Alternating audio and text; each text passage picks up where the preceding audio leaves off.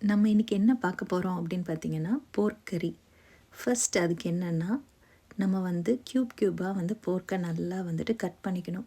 பாருங்கள் எவ்வளோ டெண்டராக இருக்குன்னு மீட்டு. இந்த மாதிரி ஸ்கொயராக இல்லை உங்களுக்கு எப்படி வேணுமோ அந்த மாதிரி இன்னும் கூட நீங்கள் வந்து பொடி பொடியாக நறுக்கிக்கலாம்.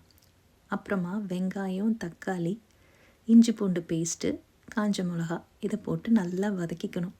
எண்ணெய் வந்து நல்லா பிரிஞ்சு வரணும். அது வரைக்கும் நம்ம வந்துட்டு நல்லா வதக்கணும்.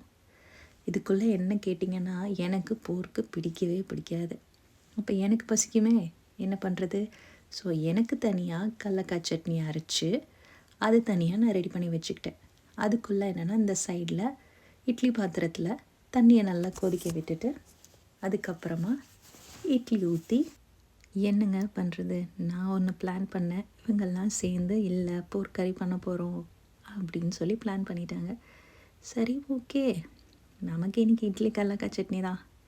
இந்த பாருங்கள் எண்ணெய் நல்லா பிரிஞ்சு வந்துருச்சு பாருங்கள், எவ்வளோ அழகாக நல்லா அந்த கலர் சேஞ்ச் ஆகிருக்கு பாருங்கள். காஞ்ச மிளகாவோட அந்த ஃப்ளேவர் நல்லா இறங்கி அந்த எண்ணெய் எல்லாம் ஊஸ் அவுட் ஆகி வெளியே வர ஆரம்பிக்கும்.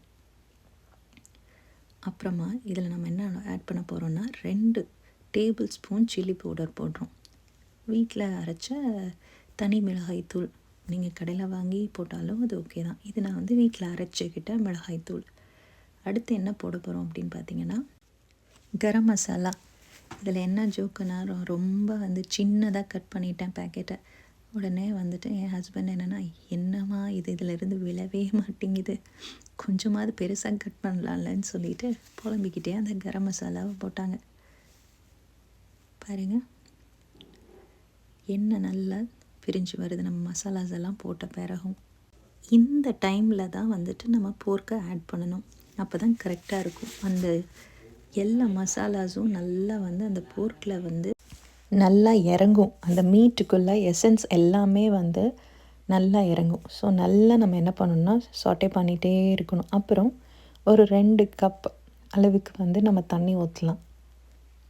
அந்த கலர் வந்து அந்த மீட்டோட கலர் சேஞ்ச் ஆனதுக்கப்புறம் தான் நம்ம தண்ணி ஊற்றணும். இங்கே பாருங்கள் எப்படி கொதிச்சு வருதுன்னு பாருங்கள். மேலே எண்ணெய் எல்லாமே நல்லா பிரிஞ்சு வரணும் அந்த தண்ணியில். இதுக்கு நடுவில் என்னோடய இட்லியும் சட்னியும் ரெடி ஆகிடுச்சு. நான் சாப்பிட உட்காந்துட்டேன்.